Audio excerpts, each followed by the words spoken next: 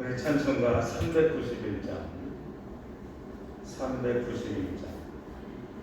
먼저 찬양하도록 하겠습니다.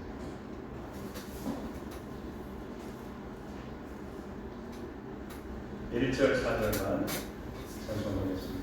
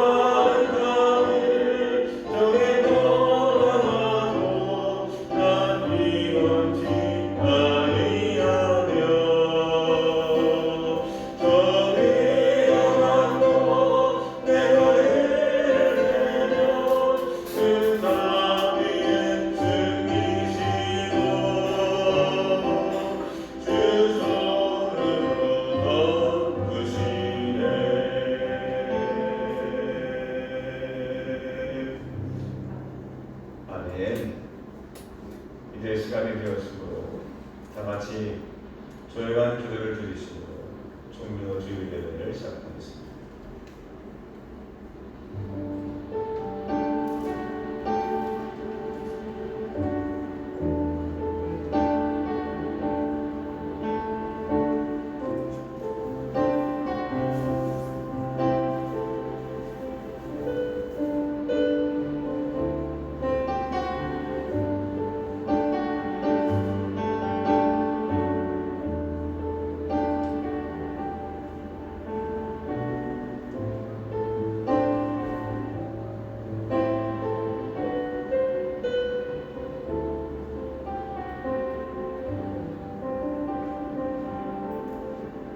할렐루야. 그의 성소에서 하나님을 찬양하며 그의 권능의 궁창에서 그를 찬양할지어다. 그의 능하신 행동을 찬양하며 그의 지극히 위대하심을 따라 찬양할지어다. 나팔 소리로 찬양하며 비파와 수금으로 찬양할지어다. 소고치며 춤추어 찬양하며 현악과 중소로 찬양할지어다. 큰 소리 나는 제금으로 찬양하며 높은 소리 나는 제금으로 찬양할지어다. 호흡이 있는 자마다 여호와를 찬양할지어다. 할렐루야. 아멘. 다 함께 일어나셔서 찬송가 140장 다 같이 찬송하겠습니다.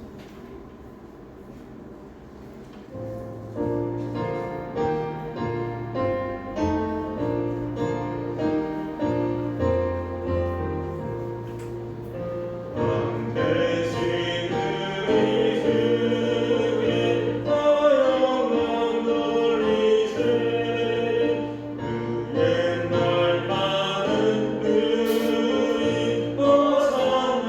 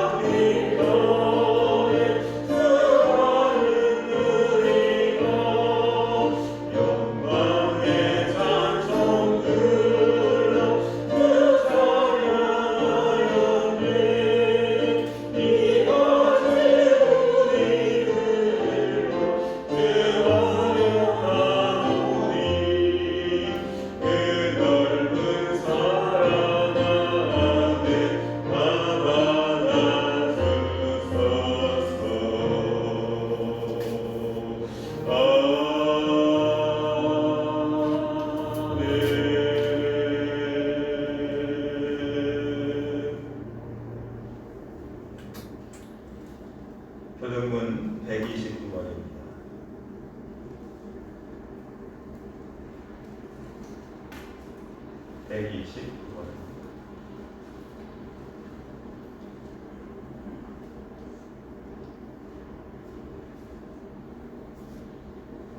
시온에 따라 크게 기뻐할지어다. 보라, 내 왕이 내게 일하시나니 그는 공의로우시며 구원을 베푸시며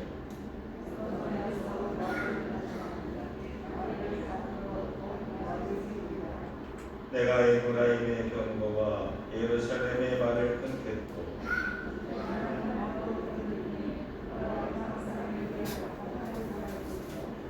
그의 통치는 바다에서 바다까지 이르고 앞에서 가고 뒤에서 따르는 무리가 소리 높여 이르되 주의 이름으로 오시는 이여 가장 높은 곳에서 호산나 하노라. 아멘. 사도신경으로 지나고 나는 전능하신 아버지 하나님 천지의 창조주를 믿습니다. 나는 그의 유일하신 아들 우리 주 예수 그리스도를 믿습니다. 그는 성령으로 잉태되어 동정녀 마리아에게서 나시고 본디오 빌라도에게 고난을 받아 십자가에 못 박혀 죽으시고 장사된 지 사흘 만에 죽은 자 가운데서 다시 살아나셨으니 하늘에 오르시어 전능하신 아버지 하나님 우편에 앉아 계시다. 거기로부터 살아있는 자와 죽은 자를 심판하는 곳입니다. 나는 성령을 믿으며 거룩한 공교회와 성도의 교제와 죄를 용서받는 것과 몸의 부활과 영생을 믿습니다. 아멘.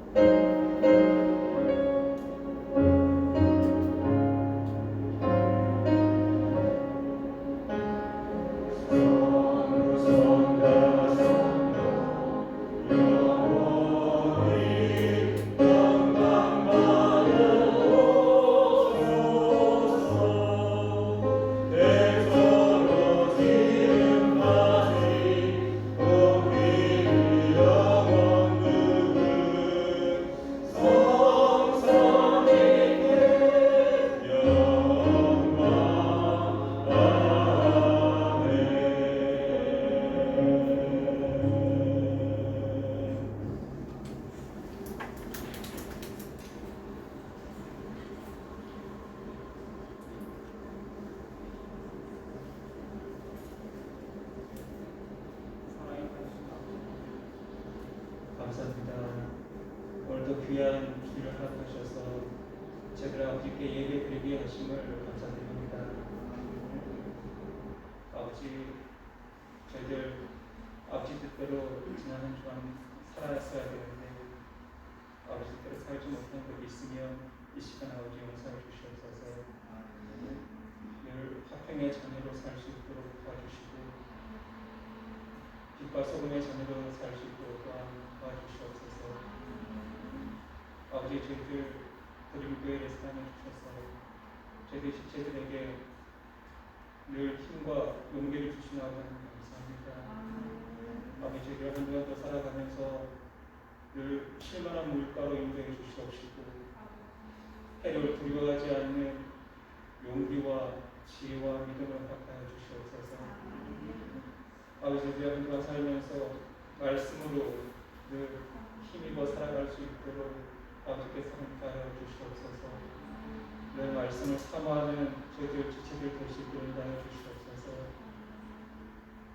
아버지 하나님, 이 세상에 있는 병마로 인해서 우리나라와 민족과 또 세계가 힘들어하고 있습니다. 하루빨리 아버지 병마를 물리칠 수 있도록 아버지께서 능력 보여주시옵시고 아버지들도 어렵게 힘들게 이 병마와 싸우고 있는 저희들과 함께 하셔서 용기 주시고 위로 주시고 담대함 허락해 주시기를 간절히 바라고 원합니다. 아버지 하나님, 오늘 또 예배를 위해서 듣는 여러 지체도 있습니다. 늘 은혜로 함께하여 주시옵소서. 아버지 오늘도 말씀을 전하신 목사님과 함께 하셔서 그 말씀 듣고 아버지 또 한 주간 또 살아가는데 힘있게 살아갈 수 있도록 도와주시옵소서. 저희들 끝까지 목숨까지 바쳐서 사랑해 주실 예수님 이름으로 기도드립니다. 아멘.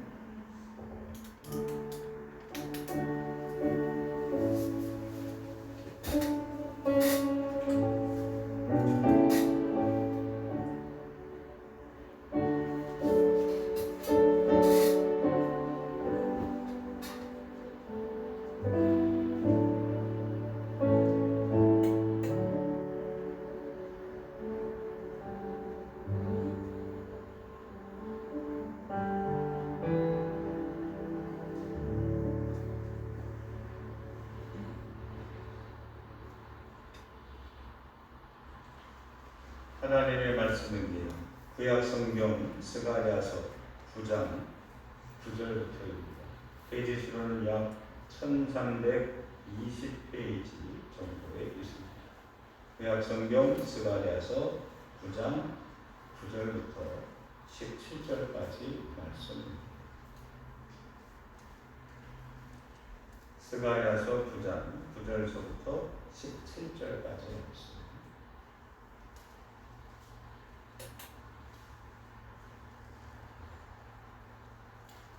제가 봉독하도록 하겠습니다. 여러분 눈으로 읽어주시기를 바랍니다. 시온에 따라 크게 기뻐하리지어다. 예루살렘에 따라 즐거이 부를지어다. 보라, 내 왕이 내게 임하시나니 그는 공의로우시며 구원을 베푸시며 겸손하셔서 나귀를 타시나니 나귀의 작은 것 곧 나귀 새끼이리라. 내가 에브라임의 병거와 예루살렘의 말을 끊겠고 전쟁하는 활도 거느리니 그가 이방 사람에게 화평을 전할 것이고 그의 통치는 바다에서 바다까지 이르고 유브라데 강에서 땅끝까지 이르리라. 또 너로 말할진대 내 언약의 피로 말미암아 내가 내 갇힌 자들을 물 없는 구덩이에서 놓았느니라. 갇혀있으나 소망을 품은 자들아 너희는 요새로 돌아올지라. 내가 오늘도 이루노라. 내가 내게 각절이나 갚을 것이다. 내가 유다를 당긴 활로 삼고 에브라임을 끼운 화살로 삼았으니 시온아 내가 내 자식들을 일으켜 헬라 자식들을 치게 하며 너를 용사의 칼과 같게 하리라. 여호와께서 그들 위에 나타나서 그들의 화살을 번개같이 쏘아내실 것이다. 주 여호와께서 나팔을 불게 하시며 남방 회오리 바람을 타고 가실 것이다. 만군의 여호와께서 그들을 포위하시리니 그들의 원수를 삼키며 물맷돌을 밟을 것이며 그들의 피를 마시고 즐거이 부르기를 술 취한 것 같이 할 것인데 피가 가득한 동이와도 같고 피 묻은 제단 문둥이와도 같을 것이다. 이날에 그들의 하나님 여호와께서 그들을 자기 백성의 양떼같이 구원하시리니 그들이 왕관의 보석같이 여호와의 땅에 빛나리로다. 그의 형통함과 그의 아름다움이 어찌 그리 큰지 곡식은 청년을 세포도주는 처녀를 강건하게 하리라. 아멘. 할렐루야. 오늘은 종려주일입니다. 종려주일은 예수님께서 십자가 구원을 완성하기 위해 예루살렘 성으로 들어오신 입성하신 그날에 유다의 백성들이 나와서 예수님을 종려나무 가지를 흔들면서 기쁨으로 환영했던 그날 그 사건을 기념하는 날이 바로 종려주일입니다. 우리가 요한복음을 쭉 공부해 가면서 이미 요한복음 12장에서 이미 그 사실을 다뤘고, 그래서 이 사건이 요한복음에만 있는 것이 아니라 마태복음 21장에도 있고 마가복음 11장에도 있고 누가복음 19장에도 각각 사복음서가 다 다루고 있는 굉장히 중요한 사건, 그리고 큰 메시지가 있는 사건입니다. 그래서 이거를 어떻게 말씀을 전할까 고민하다 사실은 예수님의 모든 탄생과 예수님의 생애와 예수님의 십자가의 이 삶은 사실 구약 성경에 이미 다 예견되어져 있는 예언들이었습니다. 그래서 그 마태, 마가, 누가, 요한이 똑같이 동시에 너무나 중요한 사건을 취급했던 그 날의 사건이 구약에 어떻게 예견되어 있었고, 그리고 그 예견했던 그 선지자는 어떠한 마음과 어떤 생각에서 왜 이런 예언을 하게 되었는지를 함께 역사적인 사실을 좀 잠깐 들춰보면서 오늘 우리는 예수님이 이 땅에 오신, 그리고 우리들에게 오신 예루살렘 성으로 입성하신 그 사건이 우리에게는 어떤 의미가 있는지 함께 살펴보고 오늘 정결주의를 함께 거룩하게 지키기를 원합니다. 이 스가랴라고 하는 선지자는 어떤 사람이었냐면 예수님이 오시기 약 500년 훨씬 전에 사역했던 사람입니다. 이 스가랴라는 선지자는 이스라엘 민족이 바벨론 느부갓네살에 의해서 멸망을 당하고, 그리고 대다수의 수많은 이스라엘 백성들이 다 바벨론으로 포로로 끌려가게 됩니다. 그리고는 70년 후에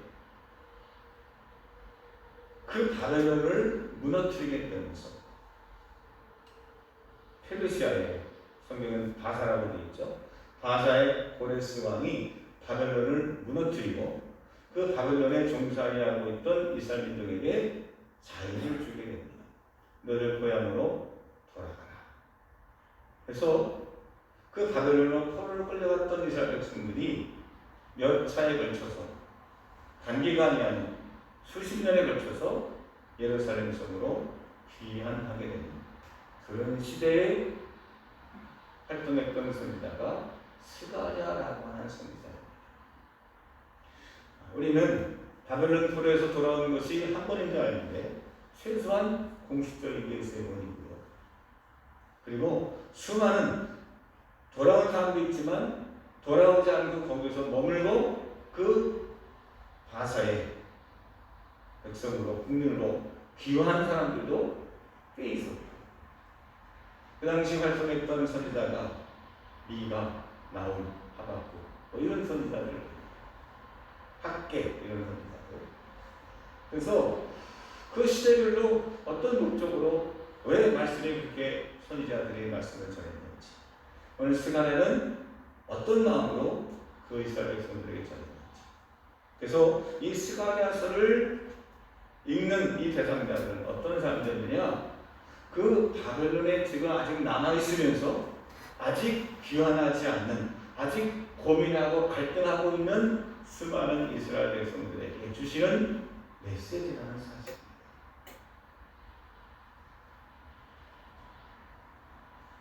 오늘 스가랴는 오늘 9절에 이렇게 말합니다. 시온에 따라 크게 기뻐할지, 예루살렘에 따라 즐거이 부를 지어라. 여기서 땅이란 말은 백성이라는 뜻입니다. 자손들이라는 얘기입니다. 야, 시온의 주민들아, 예루살렘들의 이 백성들아, 기뻐해라. 왜 기뻐하라고 얘기합니까? 왜 그들에게 기쁜 소식이라고 말합니까? 바로 장차 예루살렘을 다스리실 새로운 왕. 지금까지 왕이 죽었습니다. 시드기야로 유대인은 왕이 끊어졌습니다. 예루살렘 성을 만들면 폐허가 되어서 사람이 살지 못하는 폐허가 되어버렸습니다. 성도 함락되고 폐허되고 사람도 살지 않는 왕도 백성도 없는 그 예루살렘 성에 이제 새로운 왕이 오실 거다. 그러니 왕이 계시니까 우리 가자, 이런 메시지입니다. 여러분, 우리가 군인들은요 지휘관에 따라 움직입니다. 지휘관이 내 직속 상관이 가라, 돌격하라 하면 가는 겁니다. 내가 어디를 가야 되냐, 무엇을 해야 되느냐, 일반 사병은요 따지고 묻고 생각하고 고민할 이유가 없습니다.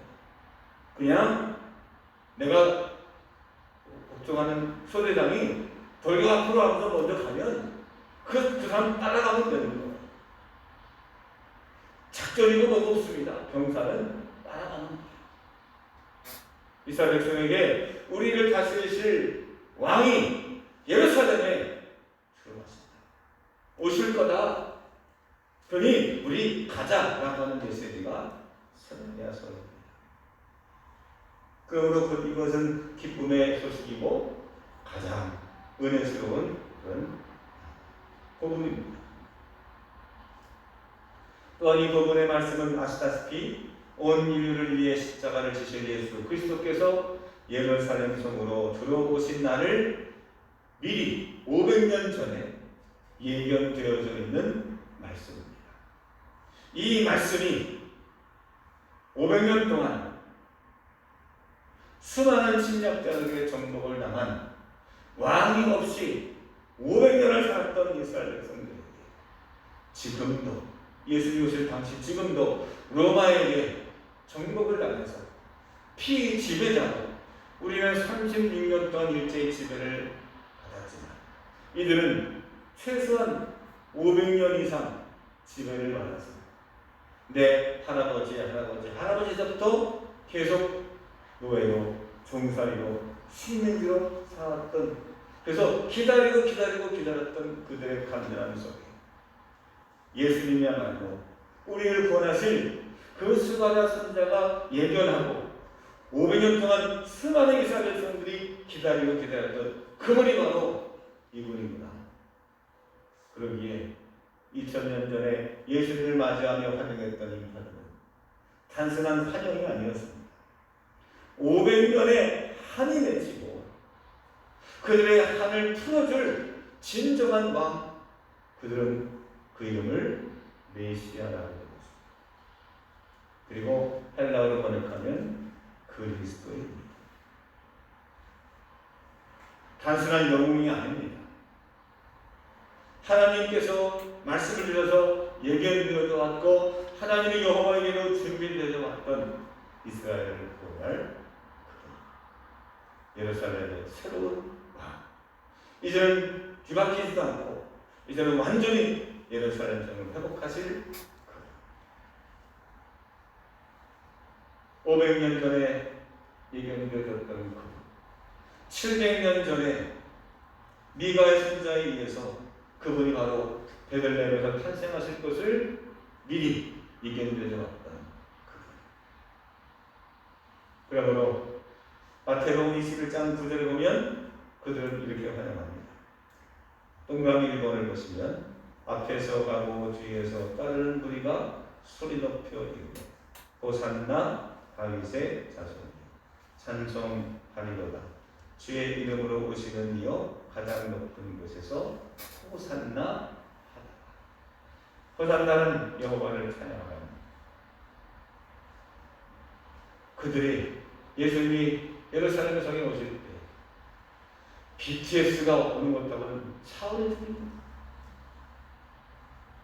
세대를 건너서 수백 년 동안 이스라엘에게 영원이고 희망이고 하늘 풀어줄 그분이었습니다. 그들은 어떤 의미로 받아들였느냐? 단순한 한 사람이 오는 게 아니라 하나님의 약속, 하나님의 말씀이 성취되었습니다. 그들은 확인하는 순간이었기에 그들은 자기에 있는 모든 것을 다 터놓고 예수님을 환영하고 기쁨으로 맞이했다는 것입니다. 사랑하는 성도 여러분, 그렇습니다. 하나님의 말씀은 반드시 성취됩니다. 할렐루야. 오늘 여러분들이 받는 그 메시지도 마찬가지입니다. 500년 전에 700년 전에 그 말씀이 반드시 성취된 것처럼 오늘 여러분들이 주신 하나님의 말씀과 그 음성도 그 약속과 축복도 반드시 성취될 것을 믿음으로 승리하시는 저와 여러분들 되시기를 주님으로 축원합니다. 그렇다고 한다면 다시 예수님 오시기 전 500년 전으로 돌아간다면 오늘 스가랴는 그 장차 오실 분이 어떠한 분이에요? 그리고 그분이 어떤 메시지를 전할 것이라고 예견했습니다. 이게 오늘의 초점입니다. 그분이 이름이 뭐 예수냐, 뭐 어디서 태어나시냐, 그걸 넘어서 그분이 과연 어떤 분이냐. 한마디로 말한다면 어떤 분이냐? 한번 따라합시다. 화평으로 구원하실 왕. 가본이죠. 다시 한번 화평으로 구원하실 왕. 그분은 왕은 왕인데 어떤 왕이냐? 화평으로 평화로 우리를 구원하실 진정한 왕이다. 오늘 그분이 어떻게 역사하실지를 성경 9절에서 10절 말씀은 이렇게 말합니다. 10절 말씀은 제가 읽어볼게요. 내가 에브라임의 병거와 예루살렘의 말을 끊겠고 전쟁하는 활도 끊으리니 그가 이방 사람에게 화평을 전할 것이요 그의 통치는 바다에서 바다까지 이르고 유브라데 강에서 땅 끝까지 이르리라. 자, 에브라임의 뭐요? 에브라임의 뭐? 병거. 병거가 뭐예요? 무장되어 있는 마차를 말하는 게 병거예요. 배낭에 나오는 거 병거. 그 다음에 예루살렘의 뭐? 말은 뭐예요? 이동수단이 아닙니다. 이거는 전쟁하는 수단입니다. 또 전쟁하는 뭐를 끊어요? 활은 머리에 걸려 쓰는 요즘 말하면 소총이나 이런 대포 같은 겁니다. 자, 이런 것들을 어떻게 하신다? 끊으십니다. 누구의 병거, 누구의 말, 누구의 활입니까? 예루살렘, 에브라임의. 아니, 누굴 걸 끊어야 돼요? 예루살렘 성을 공격하는 적군들의 말과 병거와 활을 끊어야 되는데 장차 오실 그분은 이상하게 우리 편, 우리 군대를 끊는다는 거예요. 가만히 말씀을 읽어보니까 이해가 되지 않고 어떻게 보면 좀 화가 나기도 해요. 아니 제수국 감싸기는 못할지언정 아니 우리에 있는 무기를 해체하고 그거를 다 무너뜨린다? 도저히 이건 상식적인 얘기가 아닙니다. 이것은 바로 장차 오실 예수 그리스도는 전쟁과 힘과 무력으로 평화를 세우실 분이 아니라는 메시지입니다. 예루살렘은 주정학적으로 항상 강한 군대와 그리고 무시무시한 전쟁들이 빈번했던 곳입니다. 그래서 우리나라와 같이 북쪽에는 아수르, 바벨론, 또 나중에 로마, 페르시아 이런 강력한 군대들이 있었고요. 남쪽에는 지금도 있는 이집트라는 나라가, 애굽이라는 나라가 늘 서로 힘겨루기를 하면서 부딪혔던 반드시 지나가야 하는 그 요충지, 골목이 어디냐? 팔레스타인, 이스라엘 땅이에요. 그 이스라엘 땅에서 가장 핵심적인 전략적인 요충지가 어디냐? 예루살렘.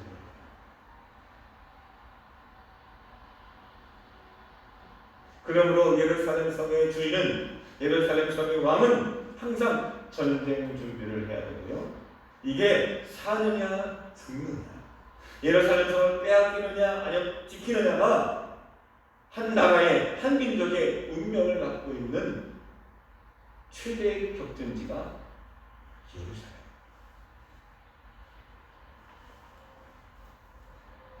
그럼 예루살렘은 가장 방어하기에 용이한 곳. 수많은 그런 전쟁을 통해서 경험하고 패배하고 다시 세우고 재건하면서 예루살렘 성은 점점 요새화되었어요. 처음에 다윗이 도읍을 정할 때는 그냥 다윗성, 조그마한 성이에요. 그 다윗성이라는 거예요. 그 다음에 솔로몬의 확장을 드립니다. 그 솔로몬의 성이에요.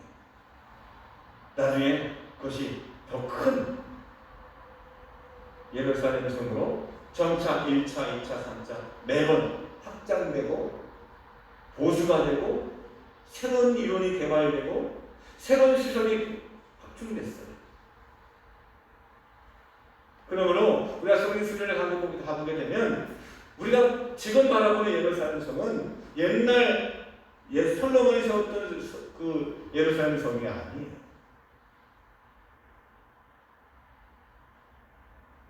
세상 어디서나 만날 수 있는 요새화된 그런 성을 보입니다.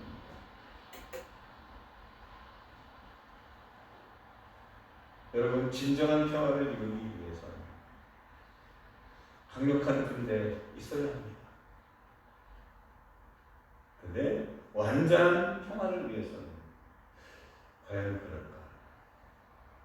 요즘에 우리나라 국방력이 굉장히 창성되기에 이러저러한 사람들이 자기 나름대로 이런 얘기를 합니다. 야, 우리가 만약에 일본이 독도를 강제 점령을 하게 되면, 그래서 우리가 만약에 일본과 맞짱을 뜨게 되면 이길까? 이런 걸 생각하는 젊은이들이 있어요. 우리 김창세 원사님 제일 전문가니까 일본하고 요즘에 지금 전쟁하면 우리가 이길까요? 질까요? 쉽게 대답을 못하는 건 진짜 전문가이기 때문에 그렇습니다. 우리 젊은 사람들이 어떻게 말하냐면 이긴다는 거예요. 우리가 국방력이 얼마고 무슨 무기가 뭐가 있고 함대가 어떻고 해군력은 약간씩 약간 쳐질지 모르지만 우리는 막강한 해병대가 있고 그리고 일단 본토에 진입하게 되면 끝난다. 그러므로 만약에 일본이 독도를 딱 넘보게 되면 이참에 저 부산 밑에 있는 게 뭐죠? 대마도를 먼저 딱 점령하고 우리나라 강력한 해군에 의해서 해병대에 의해서 본토까지 그냥 점령하면 우리나라 육군은 막강하니까 이참에 그냥 일본을 그냥 정복해버릴 수 있다. 이렇게 말하는 사람들이 있는데 굉장히 신이 나더라고. 그 얘기 듣고 있으면 신나. 또 이번에는 옆에 또 어떤 나라가 있습니까? 중국이다. 중국. 만약에 제2의 6.25 사변이 일어나게 되면 남침하게 되면 어떻게 되느냐? 우리나라에는 제7 기동 군단이 있습니다.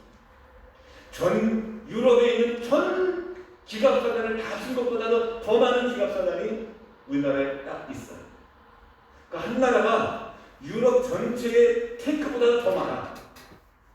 이 부대는 만약에 전쟁을 딱 나게 되면 그동안에는 모든 우리가 방어를 하려고 막 방어 진지를 하고 막 방어 이전쟁 이거 계획을 썼다면 이 부대는 특별하게 무조건 돌격이야. 전차 몰고 돌격하는 거야. 뚫고 나가는 거야. 그 이참에 그냥 남북을 포기할 수 있다. 물론 중국이 밀려올 텐데 이 전차군단은 빨리 압록강까지 가가지고 거기서 전선을 해가지고 밑에서 예비군이 한층돼서 올라오고 그래서 이참에 그 압록강을 넘어서 빼앗긴 만주까지 우리가 얻을 수 있다. 요즘 사람들 그 얘기하는 거 보면 그게 설득력 있고요. 근데 얘기만 들어도 신나. 맨날 뚫려맞고 맨날 눈치만 보는 그런 대한민국이 아니라 이제는 K-팝, 뭐 K-뷰티, 뭐 한국 드라마, 뭐 이제 K-국방력 이런 게 있으면 굉장히 있을 법한 우리나라로 핵을 좀 보유해서 감히 넘보지 못하게 우리가 해야 된다. 이런 얘기 들으면 쉽지는 않아요. 근데 말입니다. 아무리 평화가 강한 군대와 튼튼한 성곽으로 갖춘다고 할지라도 세계 역사상 보장됐던 적이 있었던가요? 아무리 강력한 군대와 최신의 무기로 무장한다 할지라도 세상이 무너지지 않았던 성은 없었고 정복되지 않은 곳에는 존재하지 않았습니다. 세상의 힘으로는 일시적인 화평을 만들 수는 있지만 궁극적으로는 오히려 그 화평에 걸림돌이 되고 말았습니다. 그래서 예수님은 이렇게 말씀하십니다. 동그라미 이번에 보시면 이에 예수께서 이르시되 내 칼을 도로 칼집에 꽂으라. 칼을 가지는 자는 다 무엇으로 망하느니라? 칼로 망하느니라. 네가 갖고 있는 칼집에 넣어도 나는 칼을 뽑았으면 뭐라도 돼야지. 아니야. 좀 수치스럽고 어색하고 창피하다고 칼집에 넣어. 왜? 칼을 가진 자는 칼로 망하리라. 무장한 것만큼 더 센 군대가 왔습니다. 더 높이 쌓았던 것보다 훨씬 더 무서운 공성태로 예루살렘 성은 무너질 수밖에 없습니다. 아무리 높고 견고하고 필사주함을 해도 마지막 예루살렘 성에 무너지는 그 사건은 로마의 더 놀라운 군대와 더 놀라운 방법으로 예루살렘 성을 정복했습니다.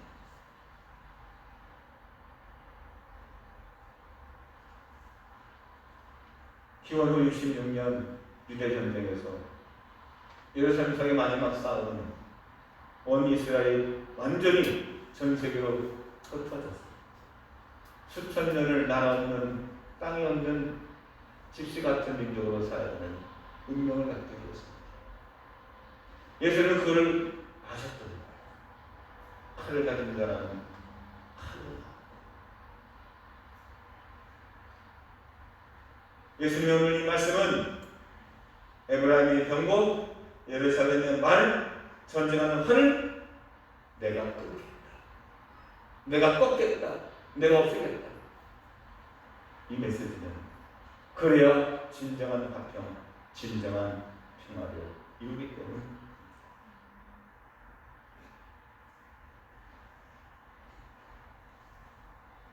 예수님은 평화주의자예요. 예수님의 완전한 평화는 힘이 아닌, 권력이 아닌 천하고 낮은 겸손의 왕으로 어린 나귀 새끼를 타고 그래서 예루살렘 성으로 들어오셨습니다. 예수님은 스가랴를 통해서 분명히 예언하셨습니다. 보통 상식적으로 알고 있는 수많은 사람들이 기대하고 고대하는 그런 정복자 왕이 아니라 겸손한 왕, 십자가를 지시고 죽으실 그 구원의 메시아. 주님의 모습은 500년 전에 이미 예견되어져 있던 사건이었습니다.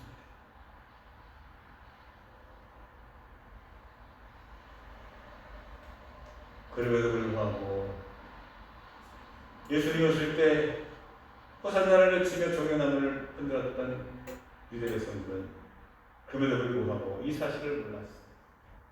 500년 기다리면서도 500년 전에 그 말씀이 어떤 의미인지를 몰랐어요. 우리가 왜 말씀을 읽어야 됩니까? 내가 10번, 100번 우리가 읽어도 그 의미를 제대로 깨닫지 못하면 우리는 내 식대로 해석하게 되고 내 마음대로 행동하게 되고 2단, 3단, 이만희 같은 사람들이 끊임없이 나오는 이유가 말씀을 제대로 모르기 때문에 말씀을 겉만 알기 때문입니다. 말씀의 그 표면적인 뜻만 아니라 이면적인 그 속뜻을 알지 못하기 때문입니다.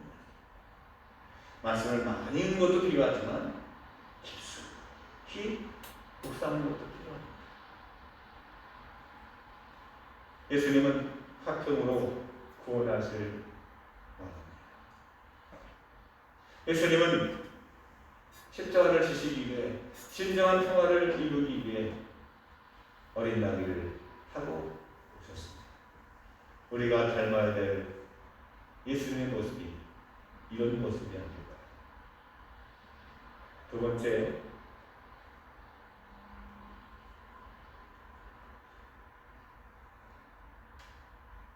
예수님은 어떻게 우리에게 말씀하고 있습니까? 한번 더 합시다. 돌아가야 될 요새가 있습니다. 다시 한번 돌아가야 될 요새가 있습니다. 자, 오늘 말씀 12절을 집중해 주십시오. 12절에 스가랴는 이렇게 그 대상들을 이렇게 표현하고 있습니다. 갇혀있으나 소망을 품은 자. 갇혀있으나 소망을 품은 자. 지금 어디에 갇혀있습니까? 바벨론 땅에 갇혀있지만 소망을 품은 거예요. 예루살렘 돌아갈 소망을 품고 있는 겁니다. 근데 아직 결단을 못 내리고 있습니다. 미적미적되고 있습니다. 가야 되나 말아야 되나 계산하고 있습니다. 그 사람들에게 오늘 스가랴는 이렇게 예언합니다. 12절에 보십시오. 너희는 요새로 돌아올지라. 어디로 돌아올지라? 요새로 돌아올지라. 그 요새가 어딘데요? 예루살렘. 근데 그 예루살렘이란 정복당한 예루살렘이 아니라 팔레스타인 땅의 지정학적인 위치를 갖고 있었던 그 예루살렘이 아니라 그 예루살렘은 누구를 의미하느냐? 하나님을 의미하는 겁니다. 스가랴는 말합니다. 빨리 예루살렘 가라 이게 아니라 하나님께로 돌아가라는 거예요. 그래서 예루살렘으로 가라고 말씀하지 않고 요새로 돌아오자. 그 요새는 어떤 요새입니까? 다시는 정복당하지 않는 요새, 다시는 무너지지 않는 요새, 다시는 빼앗기지 않는 요새.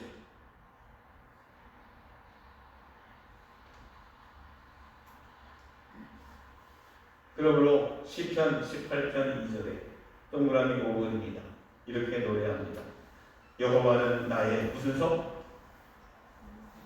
반석이시요. 또 나의 무슨 새? 요새시요. 나를 건지시는 이시요. 나의 하나님이시요.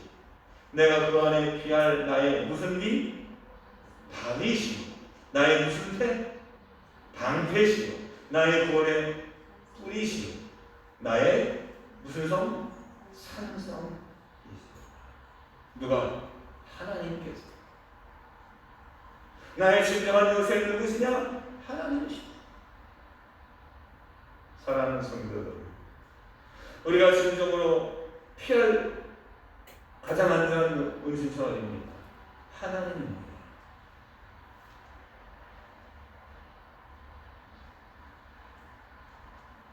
동그라미 6번에 보시면 요한은 이렇게 말합니다. 자녀들아, 너희는 하나님께 속하였고 또 그들을 이기었나니 이는 너희 안에 계십니다. 세상에 있는 자보다 크십니다. 했습니다. 여러분, 주님 안에 거하시고 내 안에 주님이 거하시는 역사가 나타나게 되기를 주님의 이름으로 축원합니다. 말씀을 이제 정리하려고 합니다. 사람은 저마다 추구하는 바들이 있습니다. 다 평화를 말하고 안녕을 말하고 기쁨을 얘기합니다. 그러나 과연 그것이 어떻게 이루어지고 있습니까? 세상의 방법들은 어떻게 추구하고 있습니까? 힘을 가져야 된다. 권력을 가져야 된다. 더 돈을 많아야 된다. 근데 주님은 우리들에게 뭐라고 말씀하고 있습니까? 아니다. 낮아지고 겸손하라고 말합니다.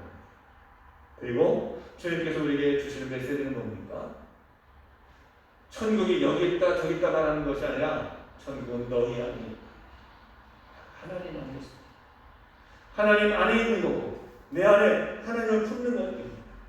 그리고 하나님께로 나아가는 유일한 길이 있습니다. 바로 예수 그리스도가 하나님께로 나아가는 오직 유일한 길입니다. 동그라미 7번에 예수님께서는 이렇게 말씀하셨습니다. 내가 그 길이요 진리요 생명입니다. 나로 말미암지 않고는 아버지께로 올 자가 없느니라. 사랑하는 성도 여러분, 이 세상에 가장 안전한 요새가 있다. 하나님. 이스라엘의 마지막 저항지가 있습니다. 바로 마사다라고 하는 곳입니다. 예루살렘에서 동남쪽으로 약 100km 지점에 유대 광야 한가운데 우뚝 솟은 누가 봐도 저기는 요새다 하는 곳이기에 아합 왕서부터 그것을 요새로 삼았던 요충지였습니다. 높이 434m, 넓이 120m, 그리고 둘레는 약 1,300, 1.3km 정도는 그런 조그마한 성인데 여기를 공략하기가 너무 어려웠습니다. 그러나 그 성도 결국 무너집니다. 거기에 생존한 사람은 공식적으로 한 명도 없습니다. 지금도 이스라엘 군인들은 거기 가서 선서를 한다고 합니다. 다시는 무너지지 않도록 하겠습니다. 이 말은 그 성에 주둔해서 미사일을 준비하고 군대를 지원하고 이게 아니에요. 우리는 하나님의 신앙으로 믿음으로 우리가 영적 군대가 되겠습니다. 라고 하는 신앙 선언입니다. 이스라엘 군대는 군인들은 하나님께 복종합니다. 사랑하는 성도 여러분, 하나님의 군대로 주님 안에 거하시고 하나님 요새 안에서 믿음으로 무장해요. 어떤 영적 싸움에서도 어떤 사람 권세와 세상의 유혹도 방어하고 능히 부딪혀 영원한 승리를 얻는 하나님의 군대가 되시기를 주님의 이름으로 축원합니다. 기도하겠습니다. 하나님 아버지 감사합니다. 예루살렘 성에 올라오셨던 예수를 맞이했던 그 유대인들, 알면서도 몰랐던 그 복음의 소식들을 함께 보았습니다. 완전한 평화를 위해 활과 병거와 군대를 끊으시고 그리고 하나님께로 돌아가라고 말씀하셨던 스가랴와 그 예수님의 말씀 앞에 믿음으로 순종하는 21세기에 하나님의 군대가 되게 하여 주옵소서. 예수님의 이름으로 기도합니다. 아멘. 찬송가 391장 찬송하시면서 예물을 드리시겠습니다.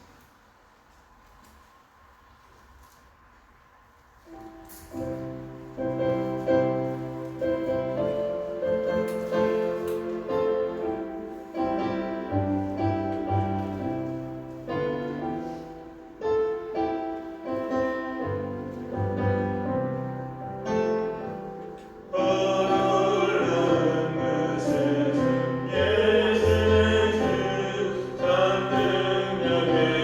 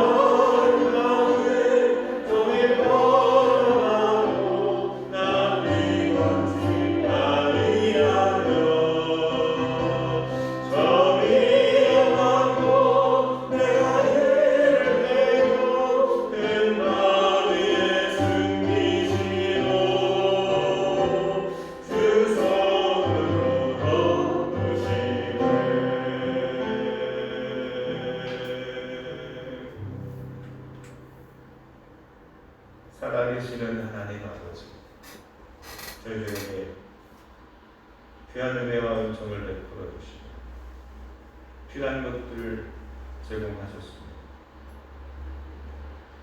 수많은 위협적인 도전 앞에서도 막아주시고 지켜주시는 은혜를 감사합니다. 그들이 주님 앞에 믿음으로 드려지는 이 예물에도 하나님께서 친히 함께 하셔서 저들의 일터와 가정과 저들의 계획이 주님 안에서 성취되어지게 하시고 하나님을 기쁘시게 하는 거룩한 물질들 되게 하여 주옵소서. 예수님 이름으로 기도합니다. 아멘.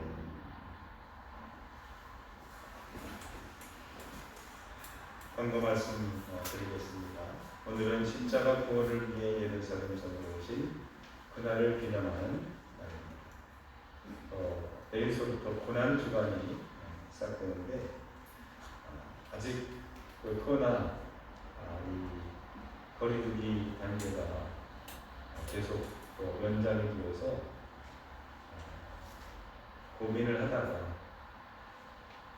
작년에는 아무것도 하지 않았지만 올해는 이런 상황 속에서도 우리가 어떻게 하면 또 이 부활주의를 또 고난주간을 지킬까 하다가 영상으로 이렇게 지키려고 합니다. 그래서 고난주간 새벽 기도회는 1일 1끼 이상, 한 끼 이상 금식 기도로 예수님의 고난에 우리가 참여하는 것을 목표로 하고 새벽 예배는 현장 그리고 실시간으로 지금 드린 것처럼 이렇게 진행합니다. 월요일은 내일이죠. 녹화 영상으로만 드리고요. 토요일은 성금요 기도를 드리기 때문에 토요일 새벽은 없고 대신 주일 우리 특별 우리 촛불 예배로 새벽으로 가정에서 영상으로 드립니다. 헷갈리지 마시고 주간에는 실시간과 현장에서 그리고 주일날 다음 주일날 부활절은 실시간으로 예배를 드립니다. 성금요 기도회가 이번 주에 역시 실시간 영상으로만 드리도록 하겠습니다. 대신에 각 가족들이 함께 모여서 짧게 드리려고 합니다. 그래서 가정별로 이렇게 영상으로 드리시기 바랍니다. 4월 2일 금요일 오후 9시입니다. 부활절 새벽 촛불 기도회 4월 4일 주일 새벽 5시입니다. 역시 실시간 영상을 드리는데 초를 준비하셔서 가정에서도 촛불 기도를 드리도록 하겠습니다. 다음 주일은 부활주일입니다. 사흘 만에 무덤문을 여신 예수님의 부활을 기념하는 절기입니다. 이번 부활주일은 계란 나눔 행사를 하지 않습니다. 계란을 준비하지 않고 대신 떡을 준비해서 이렇게 나누도록 이렇게 하겠습니다. 주간 모임 낭독반 지금 몇 주째 우리 축구 공식적으로 발표는 안 했지만 우리 축구 선교로 우리 남선교회에서 우리 교육부를 지원하고 함께 토요일마다 좀 같이 축구를 하고 있습니다. 토요일 날 1시에 관심 있으신 분들은 우리 강병환 장로님 또는 우리 전사님께 문의를 해주시기 바랍니다. 다 같이 일어나시면서 우리 옆에 분들과 함께 우리 간단한 인사를 나누도록 하겠습니다. 할렐루야 찬양합니다. 잘하셨습니다. 우리 믿음으로 준비하십시다. 할렐루야.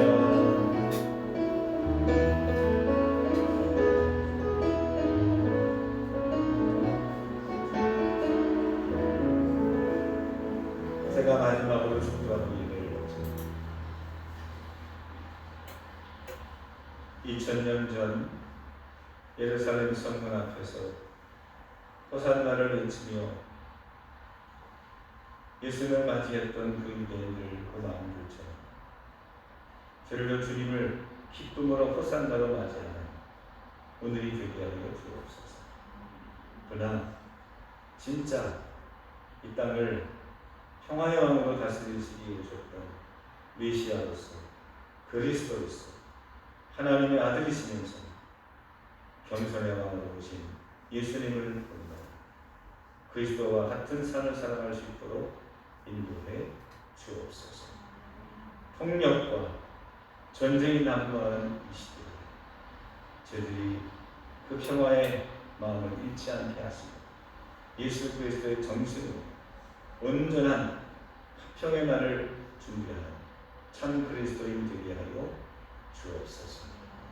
이제는 성부와 성자와 성령 삼일체 하나님께서 이제로부터 영원토록 함께하여 주옵시기 간절히 축원하옵나이다. 아멘.